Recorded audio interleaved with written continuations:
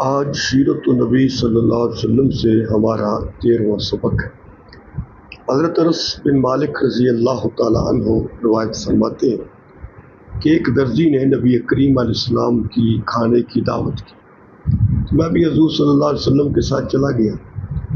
تو اس نے جو کی روٹی اور گوشت کا شوربہ پیش کیا جس میں کدو کے ٹکڑے تھے۔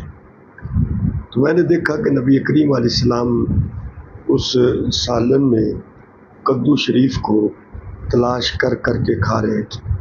تو اس دن سے مجھے بھی کدو کے ساتھ محبت ہو گئی۔ یہ بخاری کی روایت ہے۔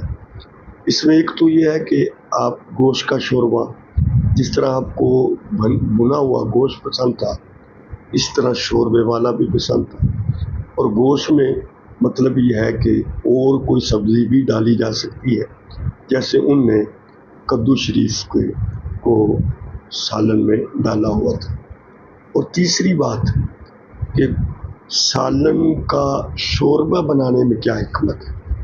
ایک دوسری روایت ہے، حضرت ابو ذر غفاری رضی اللہ تعالیٰ عنہ اس کے راوی ہیں، نبی کریم صلی اللہ علیہ وسلم نے فرمایا کہ کسی بھی نیک کام کو معمولی نہ سمجھا کرو۔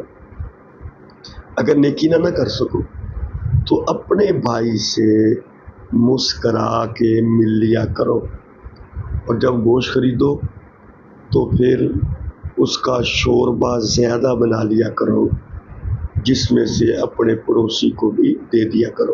یہ ترمذی کی روایت ہے۔ تو شوربے میں حکمت کیا ہے؟ شوربے میں حکمت یہ ہے کہ جہاں آپ اپنی ضرورت کو پورا کرتے ہیں، اس میں سے تھوڑا سا اپنے پڑوسی کو دے دیں گے۔ وہ جتنے بھی افراد کھائیں گے وہ آپ کے لیے دعا بھی کریں گے، اور اس میں اللہ پاک آپ کے کھانے میں بھی برکت، رزق میں برکت عطا فرما دے گا، اور کسی کو دینے کی برکت بھی ہوگی، اور اس میں اجر و ثواب بھی مل جائے گا۔